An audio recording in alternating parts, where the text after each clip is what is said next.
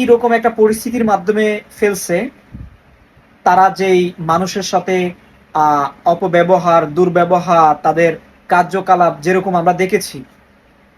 তো বিগত কয়েকদিন ধরে আমি কয়েকটা ভিডিও দেখতেছি বা বিভিন্ন রকমের নিউজ পাচ্ছি যে আমাদের কিছু অতি উৎসাহী আহ, দলের কিছু লোক রয়েছেন, তারা এই কাজগুলো করছেন। তাই আমি তাদেরকে সাবধান করতে চাচ্ছি, তাদেরকে বলতে চাই আপনারা সাবধান হয়ে যান।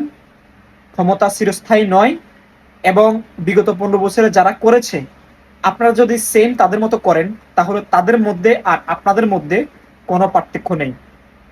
আপনারা নিজেকে এমনভাবে প্রমাণ করেন যে এত বছর যারা ক্ষমতায় ছিল আপনারা তাদের থেকে ভিন্ন। তাই আমি বড় বড় নেতৃত্বে যারা রয়েছেন তাদেরকে রিকোয়েস্ট করব যে আপনার কর্মী যারা আছে তাদেরকে সবসময় সতর্ক রাখুন, যেন কখনো